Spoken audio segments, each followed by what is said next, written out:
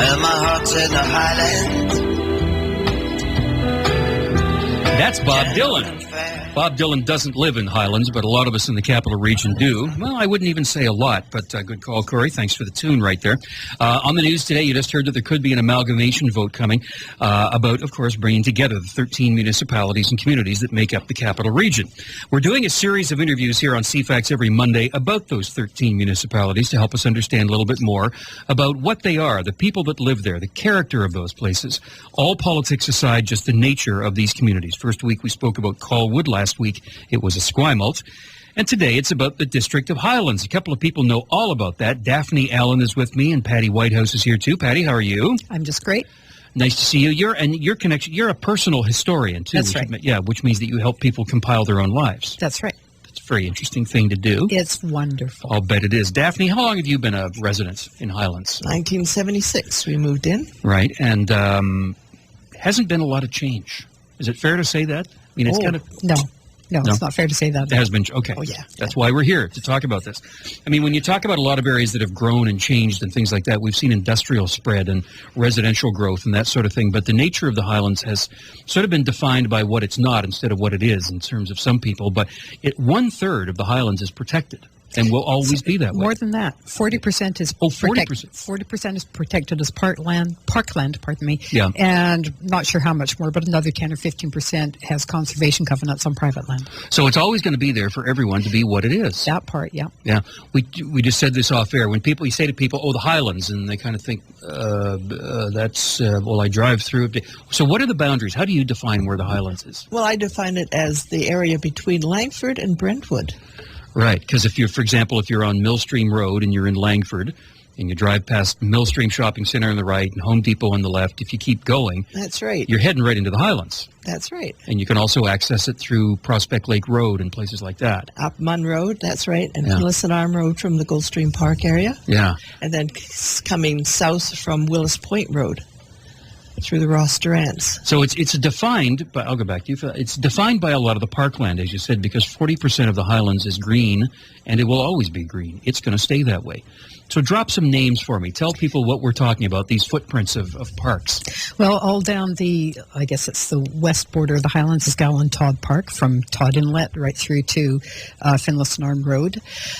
Connected with that is Mount Work Regional Park, and that's connected with the huge Thetis Lake Park. There are also connections with Mount Finlayson and Gulfstream Park. I guess those are the big parks. Those are the big. There's some smaller ones. Eagles Lake is a smaller one. Eagles Lake, like Lone Tree Hill. Lone Tree Hill Park is another as well. Cal Ravel Nature Sanctuary. Yep.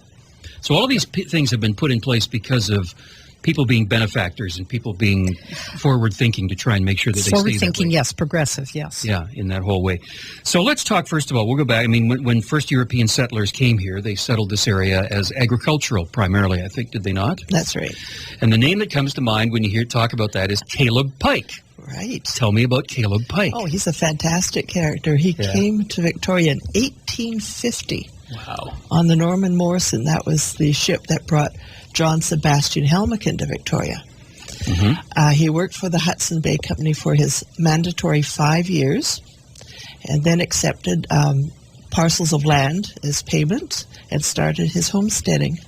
And by the 1880s, that's when he developed the park, his homestead in the middle of the Highlands. Which is still there. Which is still there at a municipal park now.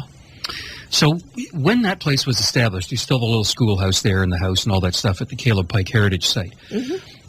But when he first settled there, when he came there, his neighbors would have been the plants, the trees, the animals, the First Nations that lived there as well. What would that area have looked like back then? What do you picture in your mind? Well, I just look out my back door and see the trees and the underbrush. Yeah. And that's what he had to basically battle against to create his land. He built the house out of square logs, so you're looking at 12 to 18 inches of wood, solid wood. Yeah. And so that would have come from the trees that grew around that area. And he and his 2 teenage sons just hacked away at these logs and created the Caleb Pike House. So as that went forward, a couple of local, I'm going to call you guys local historians, if that's a proper term for it. Daphne Allen and Pattie Whitehouse are with us on CFAX 1070. We are talking about the District of Highlands, which is a part of our 13 municipalities in this region, and about, like, how would you, if you met a stranger sitting on an airplane, where are you from? Oh, I'm from Victoria. What part of Victoria? The Highlands. Tell me about the Highlands. Okay. How would you describe it? So the Highlands is a very mountainous area created by continental collision centuries and centuries and centuries ago, millennia ago. Mm-hmm. Most of it is still heavily forested with a natural second or third growth forest. There is still a lot of veteran old growth trees. How much of it's ever been logged? Sorry to interrupt. But the whole thing. Practically. The whole thing has been logged 2 or 3 times. The most recent major logging other than clearing for development was in the 1920s or 30s when Highlands was the woodlot for Victoria. But will never be logged again, probably. Well, that depends. Well, we can talk about that in just a minute here, but the parts that are protected. The parts that are protected, no, will not be. Yeah. So Highlands was settled by farmers. There are still a lot of farmers in the Highlands, and that's something that a lot of people don't realize. Yeah. But market gardens and people keeping Highland cattle. There are 3 beekeepers in the Highlands. I'm one of them. Oh, are you? Yeah. Goodland Farm on Munn Road, 40 acres of that land was recently bought by a couple of people who are going to put in a permaculture operation. So very progressive, as Highlands always has been approach to farming. And Daphne, I don't want this to be a too glib a question, but who lives in the Highlands? Who are the people that live in the Highlands? Incredible variety of people. Yeah. And everyone's got such incredibly interesting lives. I think because we're a difficult place to live in. We're high, so we get snow. Get the snow, yeah. We get rain everywhere else. And, you have to kind of battle the elements to live in the Highlands, so you really have to adapt to that. Yeah, if the power goes out, you can't flush your toilet. Yeah. Or pump your water. Yeah, because you're on a well and you're on septic and all the rest of it. Like how many people would be connected to water and sewer in the Highlands? Any? No sewer. None. No. Zero. So everybody who lives within the boundaries of that area. Now, that's currently, there is a section of the Highlands which is approved for servicing, but it's not developed yet. It's in the process. But to go back to the question of who lives in the Highlands, it's people that seek and embrace that lifestyle. That's right. And some of these places, you can go from an acreage in the Highlands and be in the middle of downtown Victoria or Saanich in 20 minutes. Exactly. I say it's like living on a Gulf island without having to take a ferry. Right. Yeah. Exactly. That's a great way to put that. Something else again. The adoption of this lifestyle. The municipality doesn't pick up garbage. Nope. We do get recycling picked up. Yes, that's true. Really appreciate it. And I believe there's a compost pickup that's coming as well. No, we don't need it. Everybody composts. Because everybody composts as well, yeah. So that won't be a part of the recycling thing. But yes, so the CRD does the recycling, but garbage pickup you hire a private company. That's right. If you produce garbage. Yeah, or to go back to who lives there, it's people that live and have that relationship with the land. That's right. Yeah, I for example, produce maybe 3 or 4 garbage bags a year. Yeah. Because everything else is reused or recycled or fed to the chickens or Yeah. See, this is why we do this, is to sort of define these communities and the people that live there and why there is a distinct character to each of our 13 municipalities. Whether they amalgamate or not has nothing to do with the character of these places, which, if not a municipality, would be a neighborhood or a community. So we're going to continue our conversation in just a couple of minutes here. We're talking about the District of Highlands with Pattie Whitehouse and Daphne Allen. There's also a book you can pick up that's all about the area. It's called Beautiful Rocks, and we're going to talk about that and more when we come back on CFAX 1070. Think about that, and again, we'll talk about that with you after 1 o'clock today. Speaking of comparable services, we're talking about the 13 municipalities that make up Greater Victoria, and every Monday we have a conversation about a different one to talk about the character and how these communities have evolved and developed to become what they are. First week was Colwood, last week was Esquimalt, this week it is District of Highlands, and a couple of people that know all about that history of that area. Daphne Allen and Pattie Whitehouse are with me in studio right now. So, Daphne, tell me about the book. This is a book called Beautiful Rocks, A History of the Highlands District. It's all in here. There's so much more that we didn't know about when we wrote the book that I'd love to be able to put in now. Well, you just have to do another one. That's right. Do an update. The basic book started with articles that the late Nancy McMinn wrote about pioneer families of the Highlands. So we gathered those stories together, and with the addition of a couple of more stories we wrote, and one of our Highlanders, Alan Dobb, wrote really beautiful stories about the First Nations use of the Highlands and the geology of the Highlands. Going right back 4 million years. We put the book out in 2008, and it's a money-making process for the Caleb Pike House. And that's what maintains that house. That's right. But I mean, you look about the mining and the minerals and things like that. Goes back to the mountains. I mean, they're mountains. That's sediment, that stuff left over from glaciers, and it's all been created by time. That defines part of what goes on in the area. It certainly does. Yeah. The character of it is formed as the mountains were. Yeah, there's places you can live and places you can't. Well, I mean, if you look at if you look at money, you can live anywhere. If you look at Langford, you can blast it all to smithereens and live anywhere. But if you have any respect for the natural character and beauty of a place where you want to live, then you don't blast it to smithereens. You live with it. You live within it. Well, that's the choice that's being made by those who are the stewards and the administrators of Highlands. So Patty, those choices have been made, and that's why 40% of it will stay exactly as it is in perpetuity. Yeah, and that is a long-standing principle in the Highlands. We've always been a progressive community, at least since I have become aware of it. And for example, the whole lake stewardship movement in Canada started in the Highlands with Highland Stewardship Foundation, which came from the Gowan Foundation, which was the organization that spearheaded the movement that created Gowan Toad Park. And whose vision was that? Well, that was Nancy and Bob McMinn and Eric Bonham. Great team. The names back and forth. Yeah, Michael Bocking, and who else was involved? So when did that start? That was a few years before incorporation. We incorporated in 1993, so they started maybe about 1990 or so. And Highlands actually was one of the last to incorporate, I think, was it not? Souk and Highlands? Souk was since Highlands. Okay. Yeah. So why was the incorporation done? Well, Langford was incorporating, and the powers that be originally thought that Highlands should just be lumped in, but the Highlands community said, no, we're a separate community. And it's really clear when you look back at the recent history of the Highlands that, yes, we were in an entirely separate community with an entirely separate, different set of values and concerns and priorities. So an incorporation study was approved, and the result of the incorporation study was that we were a separate community, and there was whatever they needed to justify an incorporation. There was a vote on it, and as I say, we incorporated in 1993. Yeah. So, Daphne, I'm thinking that should this incorporation discussion go further and it starts to get in motion, there are not a lot of people in Highlands who would say, "Oh, yeah, sure, we'll merge with somebody else. You can split it up."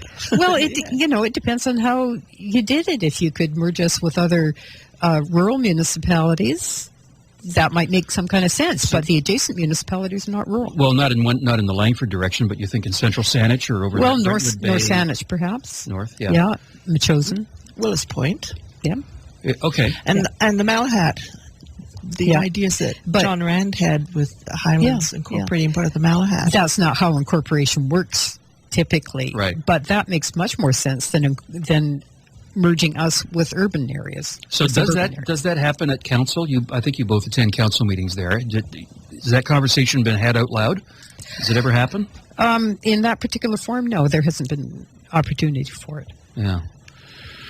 Because the character of this, I mean, when you look at all the places here, Oak Bay will say that it's distinct, and View Royal is going to have its own character, and they're celebrating 25 years, and they're celebrating that.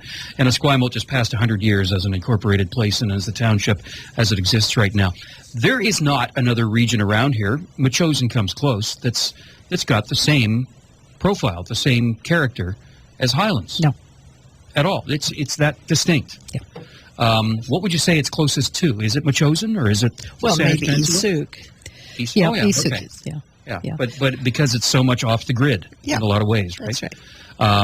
Hydro goes through there, though. That's not an issue. Oh, there's hydro and phone. Yeah. There's no cable up our road. No, and actually there are a lot of people that live out there that can't get satellite service either because the trees are too high. That's right. And it's really, I have satellite in my car, and as soon as I hit the Highlands, it starts blanking out.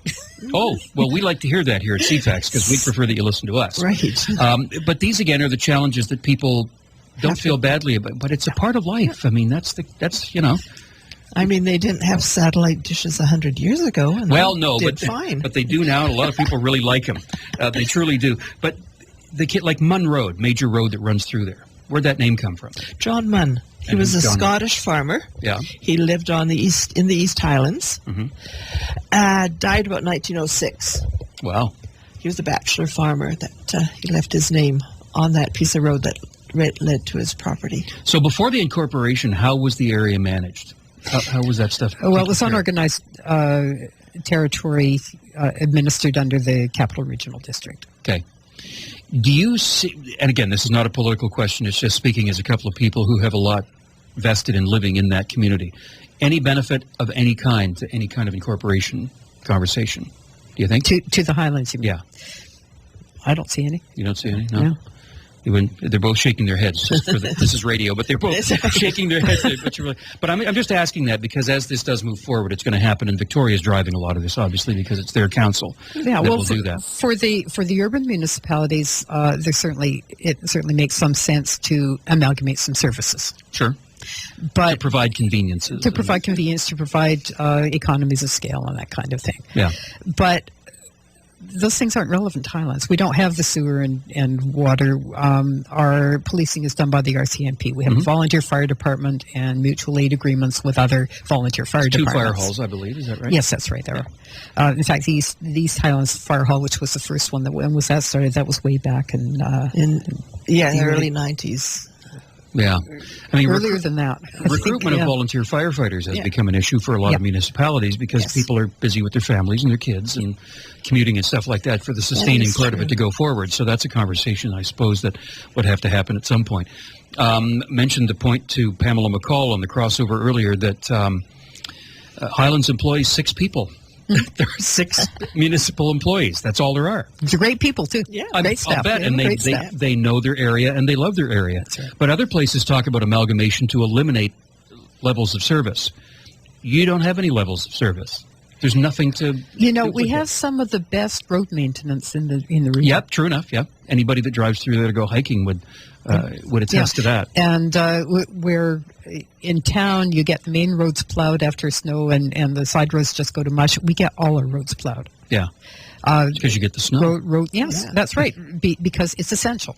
Yeah. Road maintenance is one of the largest parts of our budget, our municipal budget, but that's about the only service that other than administration and municipal stuff. And there is a bit of an industrial base to help out the tax base as well. There's an industrial park that's kind of bordering on with Langford right there. I did a bit of research. Capital City Paving is located out there. People like that. So there are jobs in Highlands. But it's and a lot of people in Highlands are self-employed or have home-based businesses. Yeah, it was a lot of tradespeople. Wide variety of home-based businesses. But there are just to get to know the area, to explore it. We spoke off air about some of the interesting drives. If you go to Goldstream Park, for example, and you go there for the salmon run that's on right now, or whatever it might be, but there's that bridge that when you drive off the highway, there's a bridge right in front of you. If you drive across that bridge and keep going, that's a bit of a journey. It is, but it's beautiful. It's an amazingly beautiful Drive place. it slowly. Yes, very slowly. Keep to the side. Yes, because there are some parts of it that are one lane. Period. Yeah, but you would think you are someplace else when you go out there. You are. And that drive on Munn Road, which is the one that connects Prospect Lake Road with Millstream Road, I drive it, and I sometimes think about a little kid in an imitation, a toy car, where they go left and right, and they steer and steer and steer. Well, that's what you're doing on that road. Well, that's why I don't drive it, because I get car sick driving. Yeah, speeding is never going to be an issue, or it shouldn't be anywhere. Well, I wish it weren't. Unfortunately, it is. It's an amazing place. The character of it, which we've been speaking about today, literally 25 minutes from downtown, you could be in a place that has this kind of character, and folks like you to tell the story. So where's this book available? First of all, let's talk about that. It's available right now at our Highland Municipal Office on Millstream. Okay. It's also at my house. Okay. But, the place has such an interesting and unique character. The way it's made up and the people who choose to live there, it's very typically West Coast. It's what a lot of people would see as a really typical West Coast place. Thank you to both of you for your time and for the stories. Thank you. So pick up a copy of the book if you can. Pattie Whitehouse and Daphne Allen were with me today. Pattie, by the way, Personal History Service. Might as well give you a plug. You gather people's history. And That's right. Family That's right. stories. I save people's lives in books and audio for their for future generations. And how do we find you? On the web at Pattie Whitehouse, Pattie Whitehouse.ca. And I'm looking. personalhistorians.org. Yes, I'm a member of the Association of Personal Historians, and also you can find me on the member directory there. Yeah, this stuff, that's stories. You hear it from the elders in your family. You want to put those things down while they can still tell the stories. Before it's too late. That's right. Exactly. Cool. Well, we've been talking about the history of Highlands today. Thank you both for coming in. We really appreciate it. And then there was Ian Jessup. You ladies aren't concerned that he lives in your neighborhood now? Yes, we live. Happy to have him. Thank you. Yes, Nice to be there. Yes, we live in the Highlands, and we are those kind of people who don't mind living a bit off the grid. And do that. You